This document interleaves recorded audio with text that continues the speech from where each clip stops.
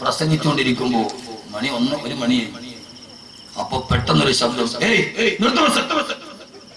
ആളുകളുടെ ഇടയിൽ ആരോ പറഞ്ഞു പള്ളിയുടെ പ്രസിഡന്റ് ആണ്. ഞാൻ പറഞ്ഞു ഇത് എന്തൊരു മനുഷ്യനാണ്. ഞാൻ പേടിച്ച് പറച്ചവിടെ ഇരുന്നു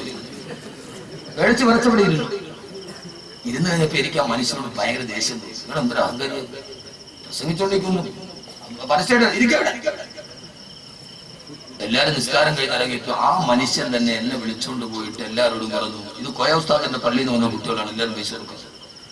പൈസയൊക്കെ വാങ്ങിച്ചു തന്നു. നേരെ വിളിച്ച് വീട്ടിൽ കൊണ്ടുപോയി ഭക്ഷണം തന്നതിന് ശേഷം 2000 രൂപ എടുത്ത് വന്നിട്ട് പറഞ്ഞു, ഉസ്താദിനോട് ദുആ ചെയ്യാൻ പറഞ്ഞു. മുൻകൂടി മാനേജരാണ്.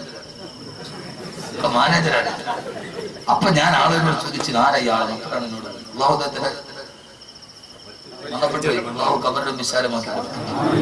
ഏതായാലും 18 വർഷം മുമ്പ് ആ മനുഷ്യൻ തന്ന 2000 രൂപയുടെ പ്രതിഫലം അദ്ദേഹം മണ്ണിൽ കിടക്കുമ്പോൾ ഇത്രയും പേര് ആമീൻ പറഞ്ഞു അല്ലേ. അപ്പൊ അങ്ങനെ ഞാൻ വേക്കൽ പ്രസംഗിച്ചിട്ടുണ്ട്. ഇതാരും അറിയാത്ത ഞങ്ങൾ മാത്രം അറിയുന്ന സീക്രട്ട്. അദ്ദേഹം മരിച്ചു പോയി ജീവിച്ചിരിക്കുന്ന ആൾ ഞാനുള്ളൂ. അള്ളാഹു നമ്മളെ നന്നാക്കി തരട്ടെ. എന്നാൽ ഈ മനുഷ്യ പിശാചിനെതിരെ അതുകൊണ്ട് ജീവിതത്തിൽ ലാ ഇലാഹ ഇല്ലല്ലാഹ് പറഞ്ഞ് നമ്മൾ മരിക്കുന്ന സമയത്ത് പറ്റൂല.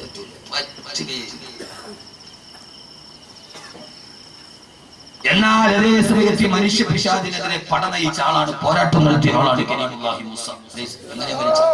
എങ്ങനെയാ മരിച്ചത്? കലീമുല്ലാഹി മൂസാ നബിയുടെ അടുക്കലേക്ക് റൂഹ് പിടിക്കാൻ അസ്രായീലിനെ പറഞ്ഞു വിട്ടു. അസ്രായീൽ വന്നിട്ട് പറഞ്ഞു, കലീമുല്ലാഹി മൂസാ, നിന്റെ റൂഹ് പിടിക്കാൻ എന്നെ പറഞ്ഞു വിട്ടടാ. വരുന്നു മൂസാ നബി വരട്ടെ കൈയെടുത്തിട്ട് അസ്രായീലിന്റെ കരണത്താഞ്ഞെടുത്തു. അസ്രായീലിന്റെ കണ്ണു പൊട്ടിപ്പോയി. അസ്രായീൽ റൂഹ് പിടിക്കാൻ വന്നു, ഒറ്റ അടി മൂസാ നബി അസ്രായീലിന്റെ കണ്ണു പൊട്ടിപ്പോയി. ഇത് കെട്ടുകടയിൽ അഹ്മദ് കബീർ പച്ച കിതാബ് നോക്കിയിട്ട് പറയുന്നതല്ല, റവാഹു ബുഖാരി, ഇമാം ബുഖാരി ഉദ്ധരിക്കുന്ന സഹീഹായ ഹദീസാ. അസ്രായീൽ പൊട്ടിക്കരഞ്ഞുകൊണ്ട് അല്ലാഹുവിന്റെ അടുക്കലെത്തി, അല്ലാഹുവേ, മരിക്കാൻ ഇഷ്ടമില്ലാത്ത ഒരാളെ റൂഹ് പിടിക്കാൻ എന്നെ എന്തിനു നീ പറഞ്ഞു വിട്ടു അല്ലാഹ്? നിന്റെ മൂസ എന്നെ അടിച്ചെന്റെ കണ്ണ് പൊട്ടിച്ചു അല്ലാഹ്. അസ്രായീൽ കേൾക്കേണ്ട സംഭവമല്ലേ. അസ്രായീൽ വന്ന അങ്ങനെയല്ല. എന്താ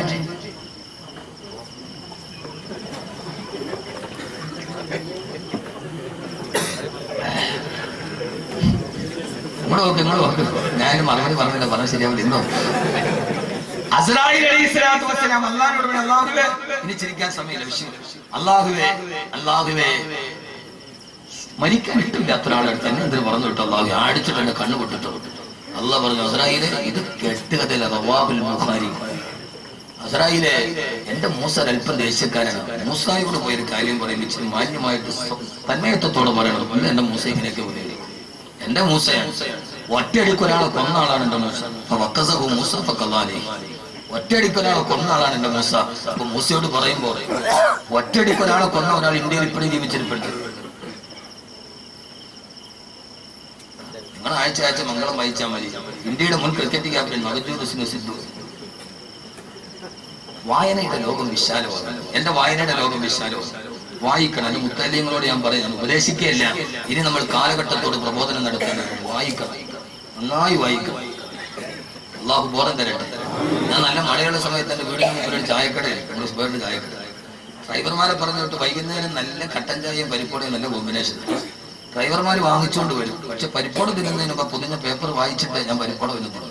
ചിലപ്പോൾ എനിക്ക് വാങ്ങി പറയാൻ എന്തെങ്കിലും ആ പഴയ പേപ്പറിൽ വായിക്കണം. വായിച്ചാലും വളരും, വായിച്ചില്ലെങ്കിലും വളരും. വായിച്ചാൽ വിളയും, വായിച്ചില്ലെങ്കിൽ വളയും. കുഞ്ഞിന്റെ വശം എങ്ങനെയായാലും വായിച്ചാലും യഥാർത്ഥത്തിൽ സഹോദരങ്ങളെ വായന. മൂസ അടിച്ചു, ഒറ്റയടിക്കൊരാളെ കൊന്ന ആളാണ് മൂസ. അതുകൊണ്ട് സാവധാനത്തിൽ പോയി പറയും. അസ്രായീൽ അലൈഹിസ്സലാത്തു വസ്സലാം തിരിച്ചു വന്നു. അല്ലാഹുവോട് പറഞ്ഞു, മൂസാ നബിയോട് പറഞ്ഞു, മൂസാ, അല്ലാഹ് എന്നെ പറഞ്ഞു വിട്ടതാണ്, നീ സമ്മതിക്കുമെങ്കിൽ നിന്റെ റൂഹ് പിടിക്കാം. മൂസാ നബി പറഞ്ഞു, റൂഹ് പിടിച്ചോ, എനിക്ക് പ്രശ്നമില്ല. പക്ഷേ എനിക്ക് ബൈത്തുൽ മുഖദ്ദസിന്റെ ഭാഗത്തേക്ക് പോകണം. അവിടെ വെച്ച് എന്റെ റൂഹ് പിടിക്കാം. അസ്രായീൽ, എനിക്ക് ബൈത്തുൽ മുഖദ്ദസിന്റെ ഭാഗത്തേക്ക് പോകണം. മരിക്കുന്ന ഒറ്റ ആഗ്രഹമുള്ള മൂസാ നബിക്ക് ബൈത്തുൽ മുഖദ്ദസിന്റെ ഭാഗത്തേക്ക് പോകണം. മൂസാ നബി നടന്നു ബൈത്തുൽ മുഖദ്ദസിലേക്ക് പോകുന്ന വഴിക്കാണ് കരീമുല്ലാഹി മൂസാ നബിയുടെ ഖബർ. ഞാൻ സിയാറത്ത് ചെയ്തിട്ടുണ്ട്. അള്ളാഹു പോകാൻ തൗഫീഖ് നൽകട്ടെ. അള്ളാഹു പോകാൻ തൗഫീഖ് നൽകട്ടെ. എന്താ മൂസാ നബി ബൈത്തുൽ മുഖദ്ദസിലേക്ക് പോകുന്ന ഭാഗത്ത് തന്നെ എനിക്ക് മരിച്ച് കബറടക്കണമെന്ന് പറയാൻ കാരണം അറിയില്ല. എന്റെ ഒരു പ്രശ്നം, ഞാൻ ഒരു വിഷയം പറയാൻ നീട്ടി പരത്തി വിശാലമായിട്ട് പറയാതെ പോയാൽ മനസ്സിനൊരു തെളിവെടുക്കും. എന്താണെന്നറിയില്ല. മൂസാ നബി ഖറിയാം അതിനെയാണ് വരാനിരിക്കുന്നത്. സുബ്ഹാനല്ലദീ അസ്റാ ബിഅബ്ദിഹി ലൈലൻ മിനൽ മസ്ജിദിൽ ഹറാമി ഇലൽ മസ്ജിദിൽ അഖ്സാ. അവസാനം വരുന്ന നബി മുഹമ്മദ് മുസ്തഫ സല്ലല്ലാഹു അലൈഹി വസല്ലമ ഇതുവഴിയാണ് മിഅ്റാജിന് പോകുന്നതെന്ന് മൂസാ നബിക്ക് അല്ലാഹു നൽകിയിട്ടുണ്ട്. പോകുന്ന വഴിയിൽ മുഹമ്മദ് നബി സല്ലല്ലാഹു അലൈഹി വസല്ലമയുടെ ഒരു ദുആ കിട്ടാനാണ് മൂസാ നബി അവിടെ പോയി വഫാത്തായത്. അല്ലാഹുവിന്റെ റസൂൽ പറഞ്ഞല്ലോ, പോയ വഴിക്ക് ഞാൻ അവിടെ ഇറങ്ങി. റഅയ്തു മൂസാ മുസല്ലിയൻ ഫീ ഖബരിഹി. ആ സമയത്ത് മൂസാ നബി ഖബറിന്റെ ഉള്ളിൽ കൈകെട്ടി നിസ്കരിക്കുകയാ.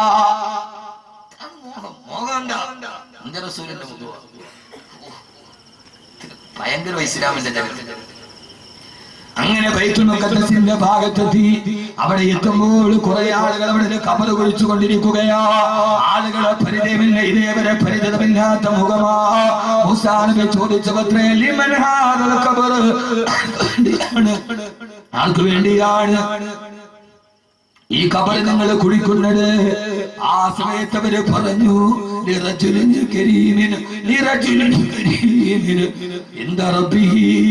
അല്ലാഹുവിന്റെ അടുക്കൽ മാന്യനായ പുരുഷന് വേണ്ടിയാ. അല്ലാഹുവിന്റെ അടുക്കൽ മാന്യനായ പുരുഷന് വേണ്ടിയാണ് ഞങ്ങളിത് കുഴിക്കുന്നതെന്ന് പറഞ്ഞു. ആരാ കുടിക്കുന്നത്? മനുഷ്യരല്ല, അല്ലാഹുവിന്റെ മലക്കുകളാണ് ഖബർ കുഴിക്കുന്നത്. ആ മലക്കുകൾ പറഞ്ഞു, അല്ലാഹുവിന്റെ അടുക്കൽ മാന്യനായ ഒരു ചെറുപ്പക്കാരനുണ്ട്. ആ ചെറുപ്പക്കാരന് വേണ്ടിയാണ് ഖബർ കുഴിക്കുന്നത്. മൂസാ നബി ആ ഖബറിന്റെ ഉള്ളിലേക്ക് ഇറങ്ങി. എന്നിട്ട് അതിന്റെ ഉള്ളിൽ നീണ്ടു നിവർന്ന് കിടന്നു നോക്കി. ആ സമയത്ത് സ്വർഗത്തിന്റെ പരിമളമുണ്ട്. മൂസാ സ്വർഗത്തിന്റെ വിരിപ്പ 6 അടി മണ്ണിന്റെ ഉള്ളിൽ കണ്ടു മൂസാ അലൈഹിസ്സലാത്തു വസ്സലാം. അങ്ങനെ ഖബറിൽ മലന്ന് കിടക്കുമ്പോ ആ സമയത്ത് അസ്റായീൽ അലൈഹിസ്സലാത്തു വസ്സലാം റൂഹ് പിടിച്ചു. പിന്നീട് നടന്നത് ചരിത്രമാണ്. മൂസാ നബിയുടെ മയ്യത്ത് കുളിപ്പിച്ചത് മനുഷ്യരല്ല, മലായികത്തുല്ലാഹ്. മൂസാ നബിയുടെ കഫം പൊതി തുണിഞ്ഞത് മലായികത്തുല്ലാഹ്. മൂസാ നബിയുടെ മയ്യത്ത് നിസ്കരിച്ചത് മലായികത്തുകളോ. പണ്ട് ചെറുപ്പക്കാരാ, അഭിനവരാഗ ലോകത്തിന്റെ പേക്കൂത്തുകളോട് രാജിയാവാണ്. കാലഘട്ടത്തിന്റെ കാലച്ചുവടുകൾ കണ്ടെറിഞ്ഞ് കാലഘട്ടത്തിന്റെ കനലുകളെ പോലെ കാലിടുമ്പിനേക്കാൾ കരുതലുള്ള കാലത്തിന്റെ കാവലാളുകളാകാൻ ഫിറൗനെതിരെ പൊരുതിയ മൂസാ നബിയാണ്. പിന്നെ മയ്യത്ത് നിസ്കരിച്ചത് മലക്കുകളാ. പറ്റുമോ നമുക്ക്? കഫം പൊതിഞ്ഞതോ മലക്ക്, കുളിപ്പിച്ചതും മലക്ക്. അല്ലാഹു ബോധം തരട്ടെ, അല്ലാഹു ബോധം തരട്ടെ, അല്ലാഹു ബോധം തരട്ടെ. ഹബീബായ നബി മുഹമ്മദ് മുസ്തഫ. രണ്ടാമത്തെ ശത്രു മനുഷ്യ പിശാച്. പോരാടിയാൽ ഏറ്റവും നല്ല മരണം കിട്ടും. ഇനി എത്ര വേണം പറയാൻ? ഉദാഹരണം അവസാനത്തെ പറയാം. അവസാനത്തെ ഹബീബായ നബി മുഹമ്മദ് മുസ്തഫ. മറുഭാഗത്ത് മനുഷ്യ പിശാചാര, മറുഭാഗത്ത് മനുഷ്യ പിശാചാര.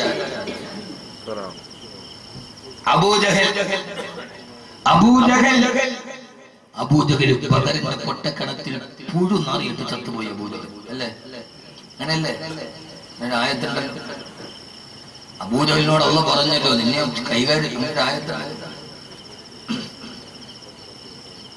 നോക്കാതെ ഉള്ള വാദം. ഇന്നലെ വാദം കഴിഞ്ഞ് വീട്ടിൽ എത്താൻ രാവിലെ 7 മണിക്ക് കൈതോടെ എഴുന്നേറ്റോട് അർദ്ധ ഹാലിലാണല്ലോ. ഉറക്കച്ചടവിൽ എവിടെ എത്തി? ഒരു ബിസ്ക്കറ്റിൽ നിന്ന് ഉറങ്ങിപ്പോയി. നോക്കാൻ പറ്റില്ല. എന്താ كلا لئن لم ينته لنسفعا بالناصية ناصية كاذبة خاطئة فليدع ناديا سندع الزبانية. നിന്റെ തമ്മാടിത്തരം നിർത്തിയില്ലെങ്കിൽ, നിന്റെ ഈ തമ്മാടിത്തരം നിർത്തിയില്ലെങ്കിൽ നിന്റെ മൂക്ക് നിന്റെ ഈ കുടുമയിൽ പിടിച്ചിട്ട് നിന്നെ വലിച്ചെറിയും അബൂജഹലേ. നിന്റെ ഈ മുടി കുറ്റിക്കെട്ടിൽ പിടിച്ചിട്ട് ഞാൻ വലിച്ചെറിയൂടാ. വലിച്ചെറിഞ്ഞില്ല ബദറിന്റെ പൊട്ടക്കിണറ്റിൽ ഹബീബായ മുത്ത് ഈ തലമുടിയിൽ പിടിച്ചിട്ട് അബൂജഹലിനെ പൊട്ടക്കിണറ്റിലേക്ക് എറിഞ്ഞപ്പോ ഈ ആയത്തോടെ പറഞ്ഞില്ല അബൂജഹലെ നിർത്താൻ. നിർത്തിക്കൂടെ സഹോദരങ്ങളെ? ഈ ആഭാസങ്ങൾ, ഈ ഹറാം, ഈ പലിശ, ഈ മദ്യം, ഈ അള്ളാഹ് കിട്ടപ്പെടാത്ത ജീവിതം ഒന്നുകിൽ നിർത്തിയില്ലെങ്കിൽ എന്റെ കുടുംബയിൽ പിടിച്ചിട്ട് ഞാൻ വലിച്ചു. അള്ളാഹു നമ്മളെ കാക്കട്ടെ, അള്ളാഹു നമ്മളെ കാക്കട്ടെ, അള്ളാഹു നമ്മളെ കാക്കട്ടെ.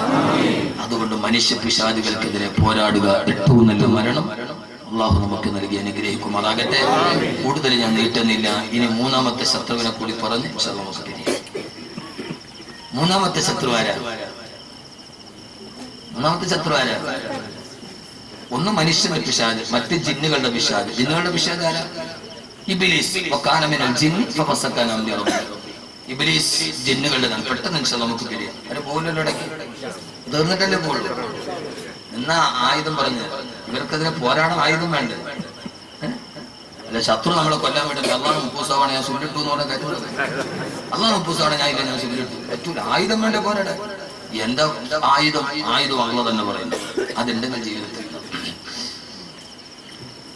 മൂന്നാമത്തെ പിശാച് അല്ലേ? പിശാച് ആദം നബിയെയും ഹവ്വ ബീവിയെയും സ്വർഗത്തിൽ നിന്ന് പുറത്താക്കി. ആദം നബി എവിടെ ഇറങ്ങി? ആദം നബി ഞാൻ നിലമേല് വെച്ച് പറഞ്ഞപ്പോ പറഞ്ഞില്ല. ആദം നബി പിന്നെ ആദം നബി പിന്നെ മംഗളിയാനി കയറി ചന്ദ്രനിൽ പോയി. ആദം നബി ഭൂമിയിൽ ഇറങ്ങി ആർക്കറിയാൻ പാടില്ല. ആദം നബി ഭൂമിയിൽ ഇറങ്ങി. ആദം നബി ഭൂമിയിൽ ഇറങ്ങി. ഹവ്വ ബീവി ജിദ്ദയല്ല ജദ്ദയാണ്. ആരും മലയാളികൾ കസറിട്ടത്. ജിദ്ദയല്ല ജദ്ദ, വെല്ലുമ്മ. അപ്പൊ അറബികൾ വെല്ലുമ്മയുടെ ആളുകളും ഇന്ത്യക്കാര് വല്യാപ്പാട് ആളുകളാണ്.